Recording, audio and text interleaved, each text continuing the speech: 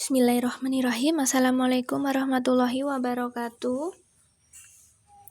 Untuk hari ini kita akan membahas tentang kalimat langsung dan tak langsung. Selama ini kita hanya menyinggung sedikit tentang kalimat langsung dan tak langsung. Untuk kali ini kita akan membahas tentang kalimat langsung dan kalimat tidak langsung secara lengkap, insya Allah lengkap ya. Tapi di sini kita akan membahas kalimat langsung dan kalimat tidak langsungnya. Jadi belum untuk menyusun kalimat langsung ataupun mengubah kalimat langsung menjadi kalimat tak langsung. Begitupun sebaliknya. Untuk yang itu kita bahas pertemuan berikutnya.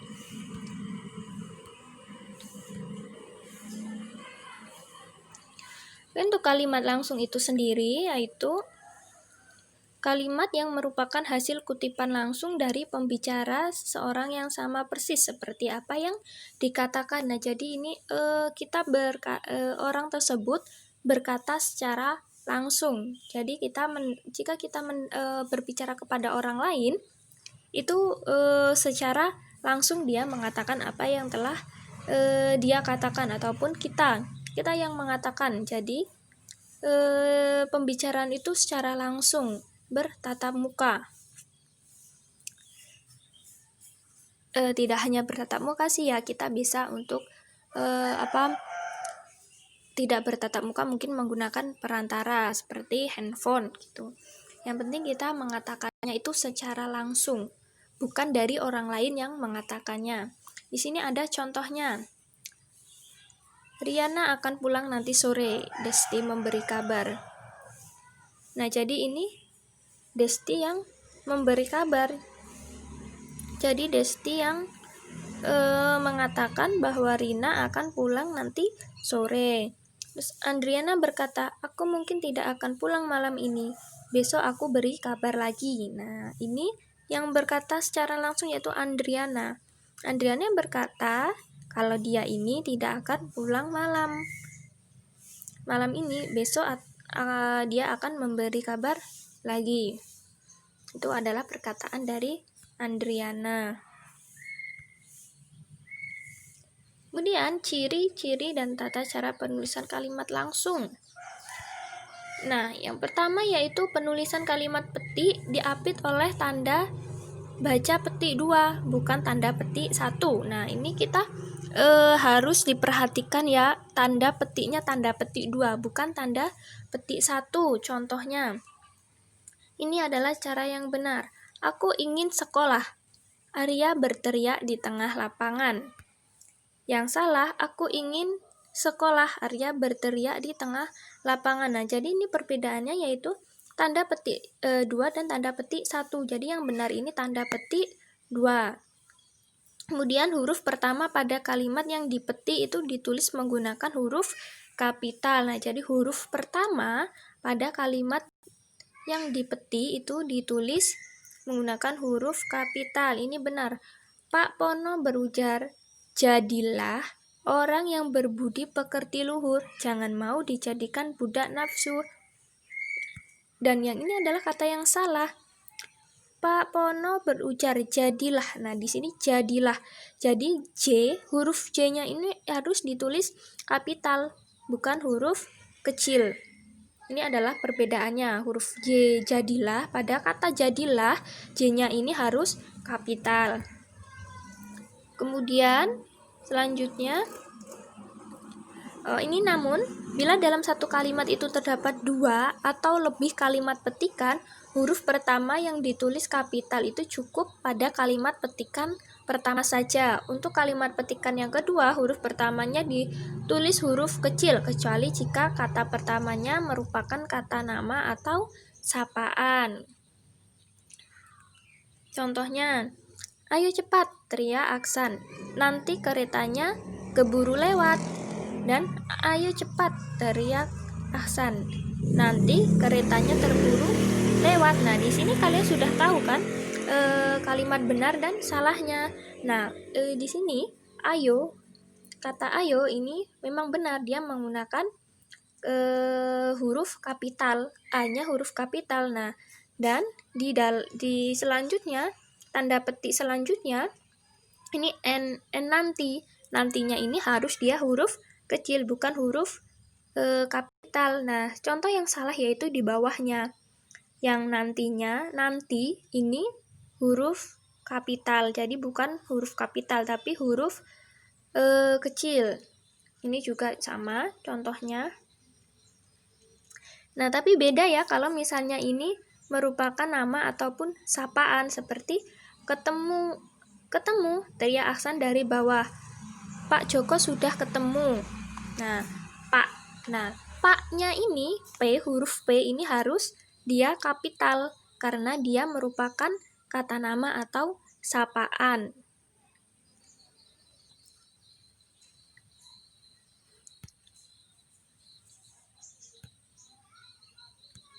Selanjutnya,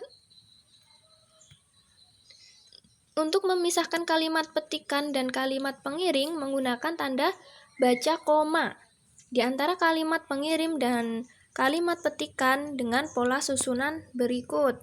Kalimat kutipan, kalimat pengiring, kalimat kutipan. Nah, jadi kalau ada kalimat kutipan itu berarti dia harus ada tanda koma, baru kalimat pengiring, tanda koma lagi, lalu kalimat kutipan. Contohnya, tadi saya lihat Neng Aisyah lari. Pak Ujang berkata, raut mukanya terlihat seperti habis menangis. Nah, di sini kan ada kalimat pengiring, ini maksudnya kalimatnya Pak Ujang berkata, itu adalah kalimat pengiring. Kalau kalimat kutipan berarti tadi saya lihat Neng Aisyah lari. Koma. Nah, di sini jangan lupa untuk tanda koma tanda komanya ya, jangan lupa ada tanda komanya. Kemudian raut mukanya terlihat seperti habis menangis tuh. Jadi jangan lupa untuk mengasihkan tanda koma sebelum kalimat pengiring. Terus setelah kalimat pengiring juga dikasih tanda koma, baru kutipan lagi. Di sini ada kalimat kutipan, baru tanda koma kalimat pengiring. Nah, serahkan saja tugas mengintai kepadaku. Aku tak akan mengecewakan kalian, koma. Baru ucap Sersan Dika sembari meninggalkan ruangan. Nah, di sini komanya harus di dalam tanda petik ya. Jangan lupa kalau misalnya kita meletakkannya di dalam di luar tanda petik, itu berarti yang tanda petiknya itu termasuk dalam kalimat. Jadi bukan menandakan bahwa itu kalimat langsung.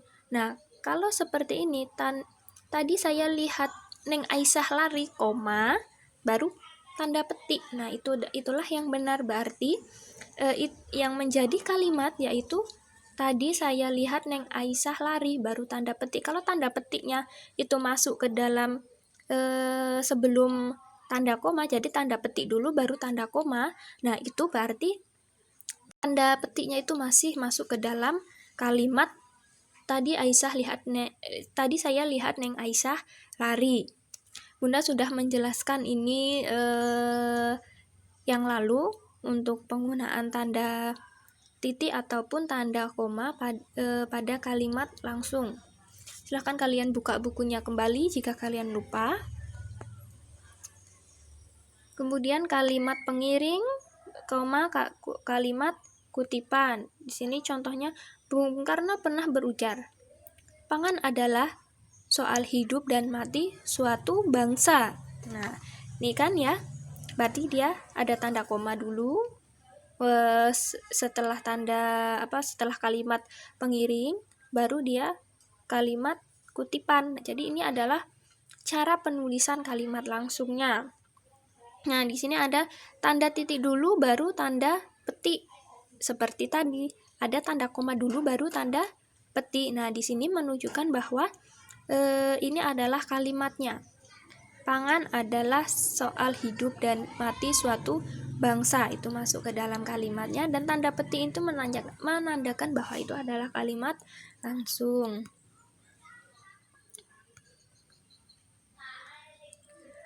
Kemudian ciri-ciri dan tata cara penulisan kalimat langsung yang lainnya itu ada kalimat langsung yang berupa dialog yang berurutan, maka di bagian depan kalimat kutipan itu diberi tanda titik dua.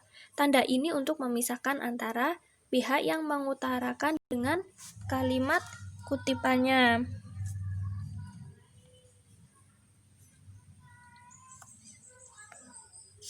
Contohnya, Kania, tanda titik dua. Nah, yang dimaksud adalah ini.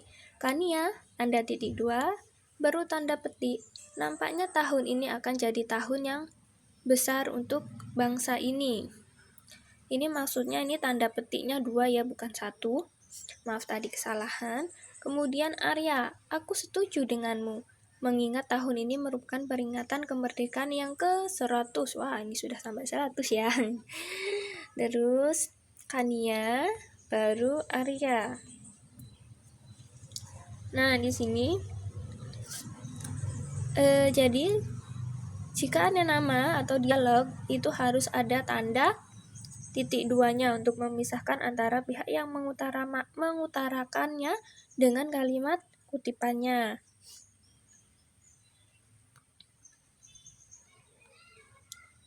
Selanjutnya yaitu ada kalimat langsung dibaca dengan penekanan pada intonasinya, terlebih pada bagian kalimat kutipannya. Nah, kalimat langsung ini terdiri kalimat pengiring dan kalimat kutipan. Misalnya pada kalimat ayah berteriak, cepat pulang. Nah, frasa cepat pulang itu dibaca dengan nada yang lebih tinggi dari cepat pulang. Nah, cepat pulang. Dia agar menandakan bahwa itu adalah merupakan kalimat kutipannya.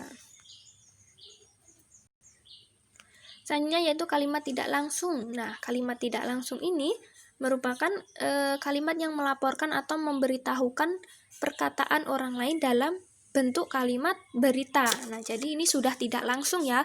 Jadi sudah kalimat yang disampaikan ini sudah tidak langsung. Jadi orang kedua yang menyampaikan kalimat tersebut. Contohnya, tadi Bu Neti berpesan jika hari ini beliau tidak dapat masuk kelas karena suatu urusan.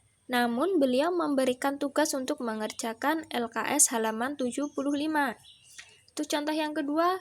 Burhani mengancam tidak masuk sekolah bila ia masih merasa mendapat bulian dari teman sekelasnya. Ini merupakan suatu kalimat berita. Tidak diucapkan langsung oleh orangnya. Nah, ini ciri dan tata penulisan kalimat tidak langsung. Terdapat perubahan kata ganti orang pada bagian kalimat yang dikutip.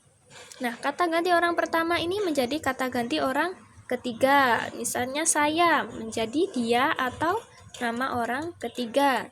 Nah, Bunda sudah mengasih tabel kata ganti. Nah, sekarang kalian lihat tabel itu dan kalian samakan dengan yang ini. Aku, dia, diganti dia atau nama orang ketiga. Lalu kemudian kami, mereka atau nama orang ketiga. Kata ganti orang kedua menjadi kata ganti orang pertama, yaitu kamu menjadi saya. Kamu menjadi saya.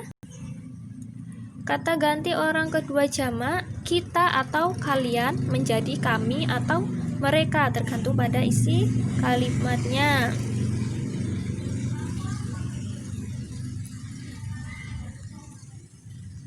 Kemudian ciri dan tata penulisan yang lain yaitu tidak perlu menggunakan tanda petik dua. Nah, jadi kalau yang kalimat langsung tadi harus menggunakan tanda petik dua. Kalau yang kalimat tidak langsung ini tidak menggunakan tanda petik dua. Berkata lugas menggunakan kata penghubung atau konjungsi seperti bahwa, sebab, supaya, agar, tentang, dan lain sebagainya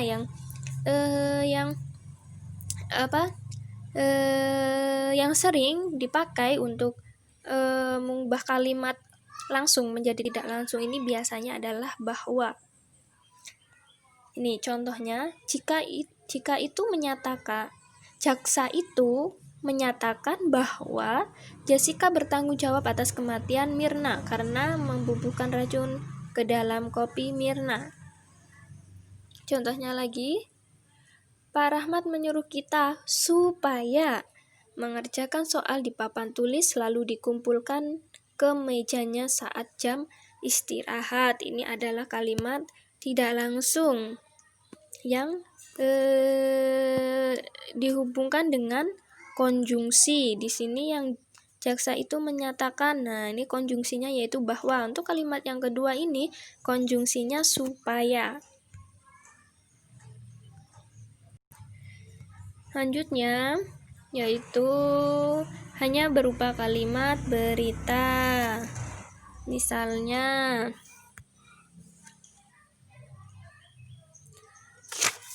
ya ini adalah kata yang benar. Andre pernah melihat Clara mengatakan bahwa dia ingin pergi dari rumahnya. Yang salah, Anita tadi menanyakan padaku tentang letak toilet ini di sekolah ini. Ini adalah kalimat yang benar. Untuk kalimat yang salah, Andre pernah melihat Clara mengatakan bahwa dia ingin pergi dari rumahnya. Terus, Anita tadi menanyakan padaku tentang letak toilet di sekolah ini.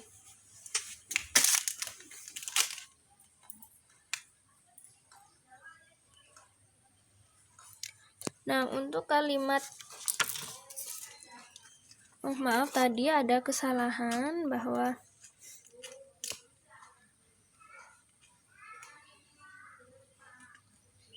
untuk kalimat contohnya tadi ada yang salah ya.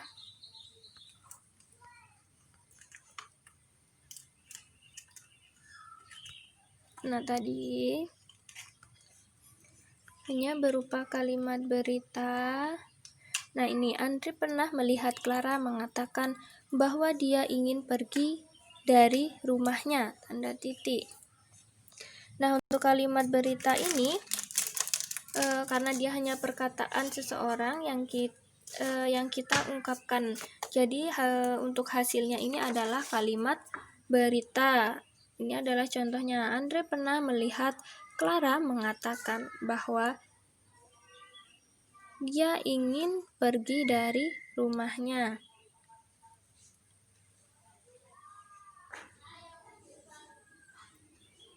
Di sini melihat dari rumahnya ada tanda seru. Nah, untuk yang salah ini bukan ya. Anita tadi menanyakan padaku tentang letak toilet di sekolah ini. Ini tadi salah. Salah untuk pengetikannya. Bukan seperti ini contohnya. Untuk contoh yang salah. Jadi untuk contoh yang salah ini jangan dilihat ya.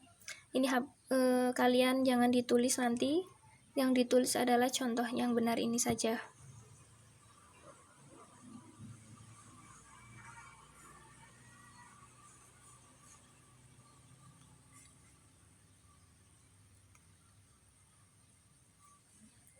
Nusannya yaitu kalimat tidak langsung dibaca dengan intonasi datar dan menurun pada bagian akhir kalimat.